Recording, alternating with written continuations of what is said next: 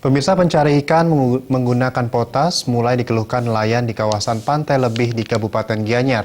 Selain itu, pencemaran sampah plastik di laut juga telah menjadikan tangkapan ikan nelayan mulai berkurang. Bahkan tak jarang hasil tangkapan nihil. Salah seorang nelayan di Pantai Lebih, Made Ampuan, mengatakan, selama ini sering melihat orang yang mencari ikan menggunakan potas. Dirinya mulai khawatir jika penggunaan potas terus dilakukan, maka akan berdampak negatif terhadap biota laut dan juga berimbas pada hasil tangkapan nelayan. Selain itu, sampah plastik juga kini mengancam kawasan Pantai Lebih. Kesadaran masyarakat, utamanya pengunjung, masih kurang untuk menjaga kawasan wisata Pantai Lebih menjadi bersih dan nyaman. Made Ampuan juga mengungkapkan, tidak sedikit sampah plastik terlihat bertebaran di lautan.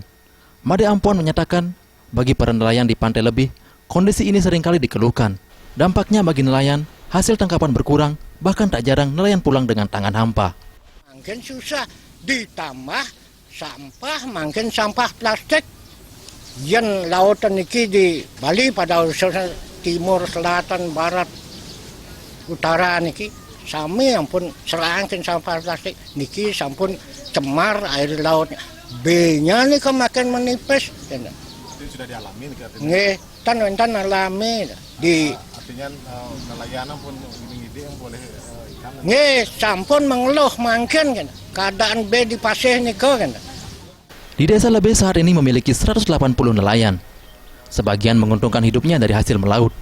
Jika saja persoalan potas dan sampah bisa diatasi, maka kawasan Pantai Lebih sebagai objek wisata alam yang digandrungi wisatawan akan menjadi wisata favorit dan semakin ramai dikunjungi turis domestik maupun wisatawan mancanegara. Jaya Kusuma dan Rahwi